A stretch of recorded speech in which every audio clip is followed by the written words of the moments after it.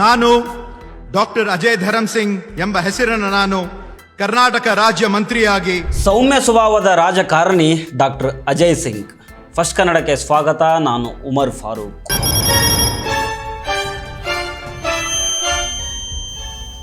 ಕರ್ನಾಟಕದ ರಾಜಕಾರಣ ಅಂದ್ರೇ ಜಾತಿ ಲೆಕ್ಕಾಚಾರ, ಕೋಟಿ ಕೋಟಿ ಹಣಬಲ ಮತ್ತು ತೋಳ್ಬಲದ ಆರ್ಭಟ.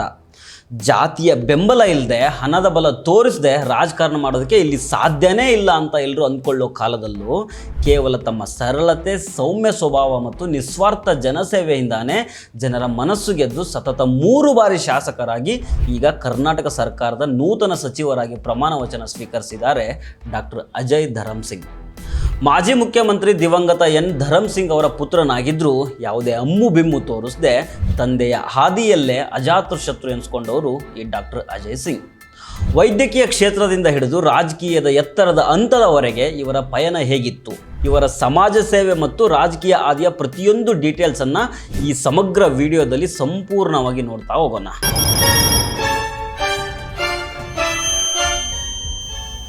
ಡಾಕ್ಟರ್ ಅಜಯ್ ಸಿಂಗ್ ಅವರ ವ್ಯಕ್ತಿತ್ವವನ್ನು ಸರಿಯಾಗಿ ಅರ್ಥ ಮಾಡ್ಕೊಳ್ಬೇಕಾದ್ರೆ ಅವರ ತಂದೆ ಎನ್ ಧರಮ್ ಸಿಂಗ್ ಅವರ ರಾಜಕೀಯ ಕೊಡುಗೆಗಳನ್ನು ನಾವು ತಿಳಿದುಕೊಳ್ಳಲೇಬೇಕು. ಕರ್ನಾಟಕದ ರಾಜಕೀಯ ಇತಿಹಾಸದಲ್ಲಿ ಯಾರನ್ನಾದರೂ ನಿಜವಾದ ಅಜಾತ ಶತ್ರು ಅಂತ ಕರೆದಿದ್ರೆ ಅದು ಎನ್ ಧರಮ್ ಸಿಂಗ್ ಅವರನ್ನು ಮಾತ್ರ. ಜೇವರ್ಗಿ ಕ್ಷೇತ್ರದಿಂದ ಸತತ 8 ಬಾರಿ ಶಾಸಕರಾಗಿ ಆಯ್ಕೆಯಾದ ಅಪರೂಪದ ದಾಖಲೆ ಧರಮ್ ಸಿಂಗ್ ಅವರದ್ದು. ಕಾಂಗ್ರೆಸ್ ಪಕ್ಷದ ಹಿರಿಯ ನಾಯಕರಾಗಿ, ಆಮೇಲೆ ಗೃಹ ಸಚಿವರಾಗಿ, ಲೋಕೋಪಯೋಗಿ ಸಚಿವರಾಗಿ, ಕೊನೆಗೆ 2004ರಲ್ಲಿ ಕರ್ನಾಟಕದ ಮುಖ್ಯಮಂತ್ರಿಯಾಗಿ ಅವರು ರಾಜ್ಯವನ್ನು ಮುನ್ನಡೆಸಿದರು. ಧರಮ್ ಸಿಂಗ್ ಅವರೊಬ್ಬ ಯಾವುದೇ ವಿವಾದ ಇಲ್ಲದ ರಾಜಕೀಯ ಎದುರಾಳಿಗಳನ್ನೂ ಸಹ ಪ್ರೀತಿಯಿಂದಾನೇ ಗೆಲ್ತಾ ಇದ್ದ ಸೌಮ್ಯ ಸ್ವಭಾವದ ಮಹಾನ್ ನಾಯಕ. ಹಿಂದುಳಿದ ಕಲ್ಯಾಣ ಕರ್ನಾಟಕ ಭಾಗಕ್ಕೆ ವಿಶೇಷ ಸ್ಥಾನಮಾನ ತಂದುಕೊಡುವ ಆರ್ಟಿಕಲ್ 371J ಜಾರಿಗೆ ತರೋದಕ್ಕೆ ಇವತ್ತಿನ ಕಾಂಗ್ರೆಸ್ ಅಧ್ಯಕ್ಷ ಮಲ್ಲಿಕಾರ್ಜುನ್ ಖರ್ಗೆ ಅವರ ಜೊತೆಗೂಡಿ ಅಹೋರಾತ್ರಿ ಶ್ರಮಿಸಿದ ಮಹಾನ್ ನಾಯಕ ಧರಮ್ ಸಿಂಗ್. ತಂದೆಯ ಅದೇ ಸೌಮ್ಯತೆ, ಶಾಂತಚಿತ್ತತೆ ಮತ್ತು ಸಮಾಜ ಸೇವೆಯ ಗುಣಗಳು ಮಗ ಅಜಯ್ ಸಿಂಗ್ ಅವರ ರಕ್ತದಲ್ಲೂ ಬಂದಿದ್ದಾವೆ. ರಾಜಕಾರಣಿಯ ಮಗ ಅಂದ ತಕ್ಷಣ ನೇರವಾಗಿ ರಾಜಕಾರಣಕ್ಕೆ ಬಂದ್ಬಿಡಲಿಲ್ಲ. ಅಜಯ್ ಸಿಂಗ್ ಅವರು ಮೂಲತಃ ವೃತ್ತಿಯಲ್ಲಿ ಒಬ್ಬ ಡಾಕ್ಟರು, MBBS ಓದಿದ್ದಾರೆ. ಅವರು ಬೆಂಗಳೂರಿನ ಪ್ರಸಿದ್ಧ MS ರಾಮಯ್ಯ ಮೆಡಿಕಲ್ ಕಾಲೇಜ್ನಲ್ಲಿ ವೈದ್ಯಕೀಯ ಶಿಕ್ಷಣ ಮುಗಿಸಿದ ಅವರು ಕೇವಲ ಕ್ಲಿನಿಕ್ ಇಟ್ಕೊಂಡು ದುಡ್ಡು ಮಾಡಲಿಲ್ಲ, ಬದಲಿಗೆ ಜನರ ಪ್ರಾಣ ಉಳಿಸುವ ಕೆಲಸಕ್ಕೆ ಕೈ ಹಾಕಿದರು. ಬೆಂಗಳೂರು ನಗರವನ್ನು ಅಪಘಾತದ ಸಾವು ಮುಕ್ತ ವಲಯ ಮಾಡಬೇಕು ಅನ್ನೋ ದೊಡ್ಡ ಉದ್ದೇಶದಿಂದ 2000ನೇ ಇಸ್ವಿಯಲ್ಲಿ ಆಕ್ಸಿಡೆಂಟ್ ರಿಲೀಫ್ ಕೇರ್ ಅನ್ನೋ ಸಂಸ್ಥೆಯನ್ನು ಆರಂಭ ಮಾಡಿದರು. ಆಲ್ಟಿ ನಗರದಲ್ಲಿ ಪ್ರಧಾನ ಕಚೇರಿ ಹೊಂದಿರುವ ಈ ಸಂಸ್ಥೆ ಅಪಘಾತಕ್ಕೊಳಗಾದವರಿಗೆ 24x7 ತುರ್ತು ವೈದ್ಯಕೀಯ ಸೇವೆ ಮತ್ತು ಉಚಿತ ಆಂಬ್ಯುಲೆನ್ಸ್ ಸೇವೆಯನ್ನು ಕೊಡ್ತಾ ಇದೆ. ನ್ಯೂ ಇಂಡಿಯಾ ಅಶ್ಯೂರೆನ್ಸ್ನಂತಹ ವಿಮಾ ಕಂಪನಿಗಳ ಜೊತೆ ಒಪ್ಪಂದ ಮಾಡಿಕೊಂಡು ಸದಸ್ಯತ್ವ ಹೊಂದಿರೋರಿಗೆ ನಗದು ರಹಿತ ಆಸ್ಪತ್ರೆ ದಾಖಲಾತಿ ಮತ್ತು ವೈದ್ಯಕೀಯ ವೆಚ್ಚಗಳ ಕ್ಲೈಮ್ ಸೌಲಭ್ಯವನ್ನು ಒದಗಿಸ್ತು. ಬೆಂಗಳೂರು ಮಾತ್ರ ಅಲ್ಲದೆ ಮೈಸೂರು, ತುಮಕೂರು ಸೇರಿದಂತೆ ಕರ್ನಾಟಕದ ಬೇರೆ ಬೇರೆ ಭಾಗಗಳಿಗೂ ಈ ಸೇವೆಯನ್ನು ವಿಸ್ತರಣೆ ಮಾಡಲಾಯಿತು. ಮಾಜಿ CM ಧರಮ್ ಸಿಂಗ್ ಅವರ ನೆನಪಿಗಾಗಿ 2007ರಲ್ಲಿ ಡಾಕ್ಟರ್ ಅಜಯ್ ಸಿಂಗ್ ಅವರು ಈ ಧರಮ್ ಸಿಂಗ್ ಫೌಂಡೇಶನ್ NGOವನ್ನು ಸ್ಥಾಪನೆ ಮಾಡಿದರು. ಕಲ್ಯಾಣ ಕರ್ನಾಟಕ ಪ್ರದೇಶದ, ಮುಖ್ಯವಾಗಿ ಕಲಬುರಗಿ ಮತ್ತು ಬೀದರ್ ಜಿಲ್ಲೆಯ ಬಡ ಜನರಿಗೋಸ್ಕರ ಈ ಫೌಂಡೇಶನ್ ನಿರಂತರವಾಗಿ ಶ್ರಮಿಸ್ತಾ ಇದೆ. ಜೇವರ್ಗಿ ಮತ್ತು ಬಸವ ಕಲ್ಯಾಣ ತಾಲೂಕುಗಳಲ್ಲಿ ಉಚಿತವಾಗಿ 24x7 ಆಂಬ್ಯುಲೆನ್ಸ್ ಹಾಗೂ ಉಚಿತ ಮುಕ್ತಿ ವಾಹನ ಸೇವೆಯನ್ನು ಒದಗಿಸ್ತಾ ಇದೆ. ಕತ್ತಿ ಸಂಗಾವಿ ಗ್ರಾಮದಲ್ಲಿ 100 ಹಾಸಿಗೆಗಳ ತಾಯಿ ಮತ್ತು ಮಕ್ಕಳ ಆಸ್ಪತ್ರೆ ನಿರ್ಮಾಣಕ್ಕಾಗಿ ಉದಾರವಾಗಿ 2.5 ಎಕರೆ ಭೂಮಿಯನ್ನೇ ದಾನ ಮಾಡಿದ್ದಾರೆ. ಬಡ ಕುಟುಂಬಗಳು ಹೆಣ್ಣು ಮಕ್ಕಳ ಮದುವೆಗೆ ಸಾಲದ ಸುಳಿಗೆ ಸಿಲುಕಬಾರ್ದು ಅಂತ ಪ್ರತಿ ವರ್ಷ ಉಚಿತ ಸಾಮೂಹಿಕ ವಿವಾಹಗಳನ್ನು ಆಯೋಜನೆ ಮಾಡ್ತಾ ಬಂದಿದ್ದಾರೆ. ಆರ್ಥಿಕವಾಗಿ ಹಿಂದುಳಿದವರು ಕಡಿಮೆ ವೆಚ್ಚದಲ್ಲಿ ಶುಭ ಸಮಾರಂಭಗಳನ್ನು ನಡೆಸೋದಕ್ಕೆ ಬೃಹತ್ ಸಮುದಾಯ ಭವನವನ್ನು ನಿರ್ಮಿಸಿಕೊಟ್ಟಿದ್ದಾರೆ. ಪ್ರಾದೇಶಿಕ ರಾಜಕೀಯ ಇತಿಹಾಸ ಮತ್ತು ಸಾಮಾಜಿಕ ನ್ಯಾಯದ ಹೋರಾಟವನ್ನು ಮುಂದಿನ ಪೀಳಿಗೆಗೆ ತಲುಪಿಸೋದಕ್ಕೆ ಗ್ರಂಥಾಲಯಗಳು ಮತ್ತು ಮ್ಯೂಸಿಯಂ ಅನ್ನು ಸ್ಥಾಪಿಸಿದ್ದಾರೆ. ಅಂದಹಾಗೆ ಡಾಕ್ಟರ್ ಅಜಯ್ ಸಿಂಗ್ ಅವರು 10 ಪಿನ್ ಬೌಲಿಂಗ್ ಕ್ರೀಡೆಯಲ್ಲಿ ಭಾರತವನ್ನು ಪ್ರತಿನಿಧಿಸಿ ದೋಹಾ ಏಷ್ಯನ್ ಗೇಮ್ಸ್ನಲ್ಲಿ ಪಾಲ್ಗೊಂಡಿದ್ದರು ಮತ್ತು ಕರ್ನಾಟಕಕ್ಕೆ ರಾಷ್ಟ್ರೀಯ ಚಾಂಪಿಯನ್ಶಿಪ್ ಗೆದ್ದು ತಂದಿದ್ರು ಅನ್ನೋದು ಇಲ್ಲಿ ವಿಶೇಷ. 1999ರಿಂದಾನೇ ಯೂತ್ ಕಾಂಗ್ರೆಸ್ನಲ್ಲಿ ಸಕ್ರಿಯವಾಗಿದ್ದ ಡಾಕ್ಟರ್ ಅಜಯ್ ಸಿಂಗು 2005ರಲ್ಲಿ KPCC ಸದಸ್ಯರಾದರು.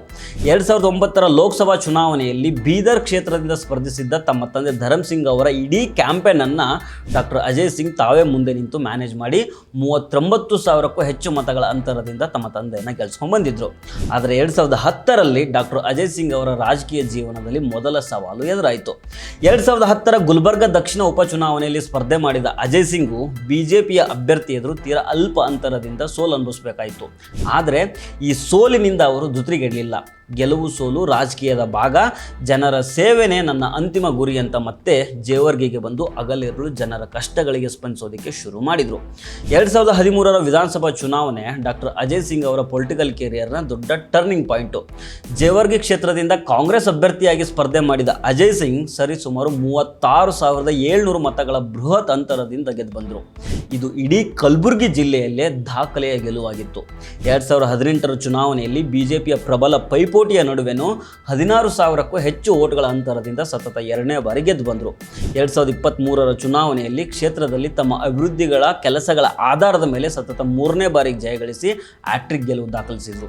ಈ ಅವಧಿಯಲ್ಲಿ ಕಲ್ಯಾಣ ಕರ್ನಾಟಕ ಪ್ರದೇಶ ಅಭಿವೃದ್ಧಿ ಮಂಡಳಿ KKRDB ಅಧ್ಯಕ್ಷರಾಗಿ ಹಿಂದುಳಿದ ಭಾಗದ ಅಭಿವೃದ್ಧಿಗೆ ಕೋಟ್ಯಾಂತರ ರೂಪಾಯಿ ಅನುದಾನ ತಂದುಕೊಡುವಲ್ಲಿ ಯಶಸ್ವಿಯಾಗಿ ಕೆಲಸ ಮಾಡಿದರು.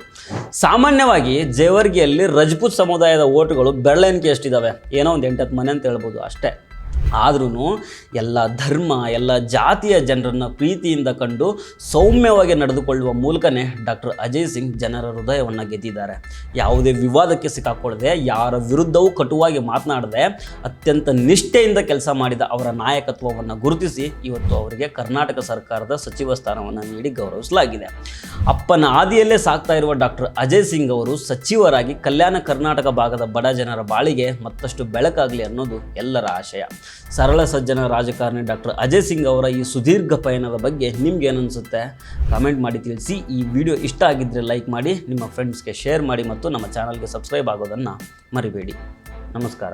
ಡಾಕ್ಟರ್ ಅಜಯ್ ಧರಮ್ ಸಿಂಗ್ ಎಂಬ ಹೆಸರನ್ನ ನಾನು ಕಾನೂನಿನ ಮೂಲಕ ಸ್ಥಾಪಿತವಾದ ಭಾರತದ ಸಂವಿಧಾನದ ವಿಷಯದಲ್ಲಿ ನಿಜವಾದ ಶ್ರದ್ಧೆ ಮತ್ತು ನಿಷ್ಠೆಯನ್ನು ಹೊಂದಿರುತ್ತೇನೆಂದು, ನಾನು ಭಾರತದ ಸಾರ್ವಭೌಮತ್ವವನ್ನು ಮತ್ತು ಅಖಂಡತೆಯನ್ನು ಎತ್ತಿ ಹಿಡಿಯುತ್ತೇನೆಂದು ಮತ್ತು ಕರ್ನಾಟಕ ರಾಜ್ಯದ ಮಂತ್ರಿಯಾಗಿ ನನ್ನ ಕರ್ತವ್ಯಗಳನ್ನು ಶ್ರದ್ಧಾಪೂರ್ವಕವಾಗಿ ಹಾಗೂ ಅಂತಃಕರಣ ಪೂರ್ವಕವಾಗಿ ನಿರ್ವಹಿಸುತ್ತೇನೆಂದು ಭಯ ಅಥವಾ ಪಕ್ಷಪಾತವಿಲ್ಲದೆ, ರಾಗದ್ವೇಷವಿಲ್ಲದೆ ಎಲ್ಲ ಬಗೆಯ ಜನರಿಗೆ ಸಂವಿಧಾನಕ್ಕೆ ಮತ್ತು ಕಾನೂನಿಗೆ ಅನುಸಾರವಾಗಿ ನ್ಯಾಯವಾದುದನ್ನೇ ಮಾಡುತ್ತೇನೆಂದು ದೇವರ ಹೆಸರಿನಲ್ಲಿ ಪ್ರಮಾಣ ಮಾಡುತ್ತೇನೆ. ಶ್ರದ್ಧಾಪೂರ್ವಕವಾಗಿ ಪ್ರತಿಜ್ಞೆ ಮಾಡುತ್ತೇನೆ.